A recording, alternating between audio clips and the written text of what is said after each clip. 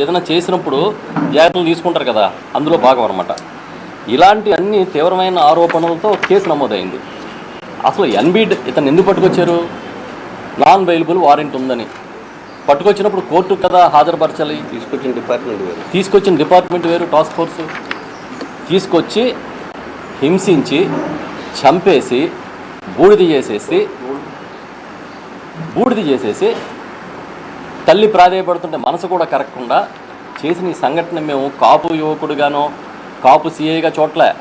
ఈ రాష్ట్రంలో శాంతి భద్రతలు ఎంత దిగజారిపోయాయో, చంద్రబాబు నాయుడు గారి ప్రభుత్వం ఎంత దారుణమైన స్థితికి దిగజారి చేసిందో ఇవాళ దేశం మొత్తానికి అర్థమయ్యే సంఘటనగా చూస్తున్నాం. ఈ దేశం మొత్తం నివ్వెరపోతుంది ఎవరన్నా అయితే. ఇలాంటి సంఘటన ఎక్కడెక్కడో వినేవాళ్ళం, సినిమాల్లో చూసేవాళ్ళం. కానీ చంద్రబాబు నాయుడు గారు ఎక్కడైతే నాది ఇది రాజధాని అని చెప్తున్నారో అక్కడే జరిగింది. నిన్న దాడిశెట్టి రాజా గారు కూడా చెప్పారు కొంతమంది పేర్లు, మహిళలు కూడా. వాళ్ళు కనపట్లే, వాళ్ళ శవాలు కనపట్లేదు.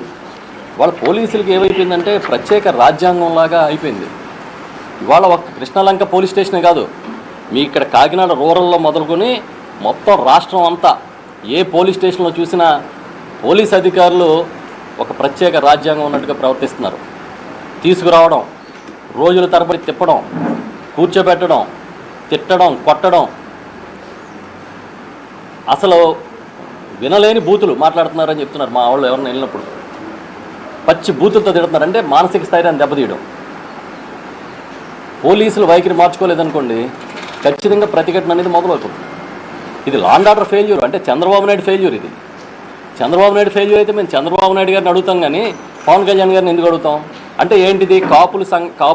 కాపులకి తగువ జరుగుతుంది, ఇది కాపులు తగాదా కింద మార్చేయడం.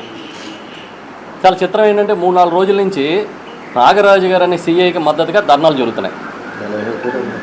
ఆయనకి హీరో ఆయన ఉంటే కృష్ణలంక చాలా బ్రహ్మాండమైన శాంతి పద్ధతులు ఉన్నాయి. ఇదేమన్నా సినిమానా?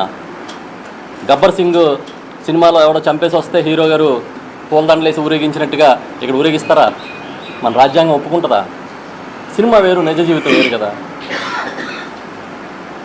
అదేదో సినిమాలో మనం ఎప్పుడో చూసాం, రాజశేఖర్ కొట్టుకుంటూ అంకుశం సినిమాలో రామిరెడ్డి తీసుకొస్తే మనందరం చప్పట్లు కొట్టాం. ఇప్పుడు అవుతుందా?